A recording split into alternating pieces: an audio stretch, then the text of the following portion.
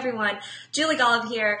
I am not going to do my typical live video today because I normally go through and say hi to everyone. I'm going to be really focused on the topic at hand because I want to make sure I get all of the information that I can get out there to you all. So if you'll bear with me and deal with my technical difficulties and challenges of Wi-Fi, I too face the Wi-Fi challenge that many of us in many ranges face.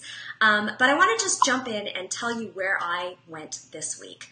I attended the National Shooting Sports Foundation's Industry Summit. And when you think about other industries, they have these big conventions where they bring everybody in and they talk about progress and all of the amazing things that are happening and all of the areas that they can improve. Yeah, that's what happens at the Industry Summit with the NSSF in the firearms industry. And we had everything there from CEOs of amazing companies to people from hunting and wildlife, state and federal organizations. We had museum curators there. We had members of the media there. We had a lot of great individuals who are really dedicated to the industry itself, but growing the shooting sports and the hunting world and doing all of this great stuff. And the lineup of speakers was incredible. I left energized. I left amazed, inspired. It was such an incredible experience. But I also had the opportunity to talk about the shooting sports. And if you don't know me or anything that I stand for, you should take away from this conversation that I love the shooting sports. I grew up around them. I've made a career around them. I have worked in the shooting sports for over 30 years at lots of different capacities. I started out as a range officer with my dad growing up in upstate New York. Then I decided to pull a trigger, and I've even run events and administrated entire programs around shooting. So I have a good bit of experience out there on this topic. And not to mention the fact that a lot of you here don't participate in a shooting sport, yet you follow me. And I feel that it's really important that we understand there are separate groups in this discussion. We've got our devoted, diehard, what I call them as super users, people who actively compete. And then we have a lot of people out there who think it's really awesome, but they haven't taken the plunge. And I wanted to address the reasons why. So I'm going to go through and I'm going to actually give you some of the slides from my presentation. Again, bear with me if the technical stuff isn't so great. But I'm going to start out with one of the first slides that I put up there, and it was this one, The Rise or Demise of the Shooting Sports, and it came from a very, very cool statistic that I saw on Facebook 2 weeks ago on Fox News about the sheer number of CCW holders there are out there. I'm going to get rid of the juliegolob.com logo on here so you guys can appropriately see everything. And this is a huge, huge number, and it represents an incredible market. And so for my presentation, I really wanted to drill down into this niche. And thinking about this CCW market, we know that they have an interest of drawing a firearm from a holster or a purse or off of a table and being able to shoot quickly and accurately. Right? I think that's a safe assumption that we think that these people are interested in being able to have these skills in order to protect themselves and their families, right? So the next portion of what I did in my presentation was tie that into the organizations, the popular organizations out there that do this, that feature skills where we can draw from a holster and shoot fast and accurately. And so I focused my presentation on these 5 shooting sports, primarily because they require a membership in order to do it. Even NRA Bianchi Cup, you have to be a member of the NRA to compete. So it's a level of dedication where you're actually going to spend some money to become a part of an organization to do something awesome, right? So we have ICOR, the International Confederation of Revolver Enthusiasts, Three Nation, USPSA, IDPA, and Action Pistol. And the next part of my presentation really kind of dug into each of these different shooting sports specifically. Hang on a second where I find the next slide. How am I doing, guys? Am I doing all right here? Okay, so this is when I started to really kind of give an overview of each of these shooting sports. I wanted to give an idea, the people in the audience, an idea of what they were about, how they got started, because you got to remember, this wasn't a convention for people in the shooting sports. This is for our industry. And a lot of people don't know about the awesome shooting sports out there, or if they do, they're a little confused. So I kind of went through and gave an overview, how they started, why they came about, and their specific statistics regarding their membership growth and the success, and the numbers of their participants at their major premier events. Here's a slide on USPSA. I also did one on IDPA, and as you can see, I'm just giving out statistics and information and areas of growth and areas where we aren't necessarily growing. So after that, I kind of added up all those numbers and compared them and contrasted them to that big market, that market of opportunity. And that's one of the slides that you may have seen somewhere else. And this is the documented number of people that we know are actively participating in a sport that could be very relatable to CCW holders. Are you with me? Is everybody with me? Give me a thumbs up if you're with me. You can insert frowny faces, angry faces. I can take it, guys. I can take it. But in the meantime, I'm going to take a sip from the best mug ever. Yes. So, next, I talk about how we can convince and convert.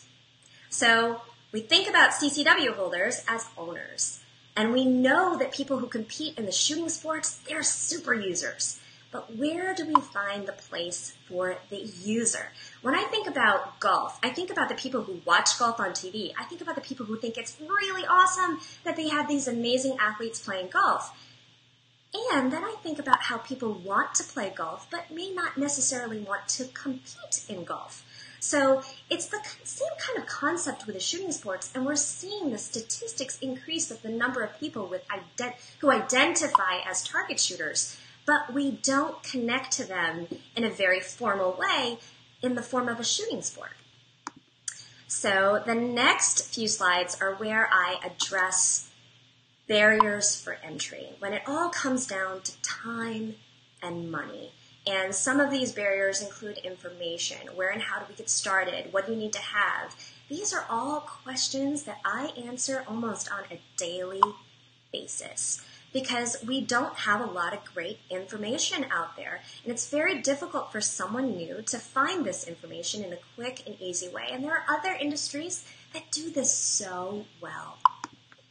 Another slide I talk about is the fact that we have a barrier for entry because of social engagement. A lot of people went, what? And then I talk about Wi-Fi, and I was like, what does Wi-Fi have to do with the shooting sports? Well, as someone who personally struggles with Wi-Fi myself, as you have found out in this presentation, and hopefully it's all going well, one of the things that we struggle with as an industry is that we don't get on the same train when it comes to organized social sharing. When you look at other industries and the facts that social statistics tell us that people are willing to attend an event and get the social proof that they were there by snapping a selfie or a photo of something and immediately uploading it because they are so excited and want to share that awesome, we don't have that live, real-time engagement happening at our shooting sports. Now, some shooting sports are really good at this, and they have figured it out.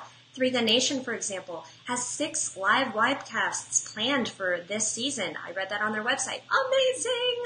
We had USPSA at the Single Stack Nationals posted over 250 times during the week of the Single Stack Nationals. A lot of live video. And you know what? Their engagement numbers went through the roof because of it. We need to capitalize on this. We need to do what everyone else is doing. Another one, we talk about intimidation, and this is where a lot of the reference to, I think, where someone decided to summarize my presentation and only look at the negative side of things as shooting sports sucking. There is an intimidation factor, and it happens because a lot of people just won't shoot with someone better than them. I have a friend who refuses to shoot with me because she's worried that she's going to look bad. And this is so silly, and I try to solve this problem, but it just doesn't, it's just not her thing. We also have the appearance of sponsorship at all levels. There's this perception out there. A friend of mine shared with me that someone asked them about they wanted to get involved in 3-gun, but they didn't have a fancy jersey. So they didn't think they could get started because they didn't have a sponsor. It's not like NASCAR. You can indeed go out and play. There's a lot of anxiety over rules and understanding of the sport, and yes, there are indeed some subcultures that make it difficult. And some of these include old-timers, cliques, some domineering safety officers, and even some pro shooters that make others feel uncomfortable. This is a fact of life. I deal with this working and talking with people here on my page a lot. And it's something that they are concerned about. And I know a lot of other people have different experiences, but when someone tells me they don't want to get started in a shooting sport because of any of these things, that hurts my heart. It does, because I didn't experience that. I do from time to time now, but I want this to be a friendly, open place for everyone. And so when we talk about this certain acronym that someone wanted to say that I used, referring to the older distinguished gentlemen who are such a vital part of our shooting community, I just want to say I am forever grateful for all of those guys, all of my uncles that have taken me under their wing, mentored me, inspired me, and have supported me 100%. And you guys are awesome. So in a nutshell, I also then decided to compare, crazy talk, the shooting sports with CrossFit. And I started out with a joke that obviously wasn't that funny, I guess, about saying the first rule of CrossFit is to talk about CrossFit. Because I am a CrossFitter, I'm a very proud CrossFitter, but I'm also not a good CrossFitter. I am an enthusiastic, probably a D-class shooter level CrossFitter, in all honesty. But these CrossFitters are very similar to shooters in that they face some specific challenges of accessibility, complexity, specialization, intimidation. When you're talking about all of those amazing uber CrossFit athletes that look like they are just Adonis and these amazing goddesses from the Icelandic Viking origin, you feel intimidated. Not unlike you feel intimidated when you watch JJ Rakaza mow down steel targets and do a reload before I can even think about finishing up. I mean, it's that kind of stuff that's amazing. But it's still kind of intimidating, let's face it. And then social engagement. So I compared and contrasted CrossFit with the shooting sports and how similar they are and what they're doing to even overcome these barriers, these obstacles, right? So in a nutshell, my whole goal was to inform and engage the owner, talk about how we can do that to convert them to being doers and users. And then I also plugged something that's really cool and coming up from the National Shooting Sports Foundation, which is Shooting Sports Month, and that's going to be in August. I can't wait to share more information with you about it. It's a really, really cool program, and I'm excited about it. So that's what my presentation was about. I didn't say that the shooting sports suck. In fact, I celebrated their successes. And I didn't say that a certain demographic of our shooting population is bad. And I certainly wouldn't say anything about that. So for those of you who have questions about the actual presentation, please let me know. And I want to pose this question to you guys. I know a lot of you are going to leave some comments here, and I'm going to share those with the National Shooting Sports Foundation, anybody who wants to listen. But I'm curious, would you be interested in taking some sort of survey about your personal experience in the shooting sport in a way that's going to be constructive for us all to get information, good information about what's happening around the country, the success of different shooting sports versus the ones that may not be doing so well? Because let's face it, we do have some sports that are struggling. And we have to talk about that. We have to mom them into like, all right, what are you doing wrong? Let's make you right again, and do all of the things that we know should happen. So I'm going to go through and address all of your comments and questions offline so that I don't take up too much time with this feed. But I'll close it with an idea and concept that I came up with that is getting a lot of flack especially from the diehard super user community. I think that there really needs to be a place where we can tie everyone together. I know I focused on shooting sports within the action shooting realm for this particular presentation, but let's face it, rifle shooters don't always get along with pistol shooters, don't always get along with shotgun shooters, and it's a big circle. And a lot of times we hear about ranges that just shut down certain aspects of their competition segments because they don't get along. One is more dominant than the others, and that ends up being a dedicated shotgun range, a dedicated handgun range, or a dedicated rifle range, where it's not a cohesive unit. What if there was a way for us all to come together? What if there was a way for us to all unite so that we are a really loud and powerful voice for our sports? Now, obviously, with great organizations like the Second Amendment organizations out there, things like the NRA, Second Amendment Foundation, all that awesome stuff that are fighting for rights. But who's the voice for the shooting sports in a way that really can make a big difference? So I know, crazy talk, right? So I just want to close with, I really want to say thank you to everyone who's reached out to me after a particular post that did a very good job of getting attention. But I just want to say thank you to everyone who's been so welcoming to the ideas. People just out of the woodwork to say, Julie, what do you need? What can you do? How can we help? And that is what I want you to take away from this. Sometimes it's hard to hear that we aren't growing as fast as we should. And what can we do to do that? And that is what I am all about, because shooting sports, they do not suck. They are awesome. And so are all the people in them that want to share them and make them great. So that's all I'm going to say. Hopefully this presentation went well. I will play it on the replay and cross my fingers that it was fantastic while I sip my chicken mug coffee. You guys have an amazing, amazing week. And stay tuned. I'm going to post some more from the summit and the things that I learned and wanted to take away from it. And hopefully you will enjoy it too. Again, answer that question for me. Would you be willing to take a survey if I posted something that would kind of get our information out there? And as I always like to say, be safe and have fun. Thanks, guys.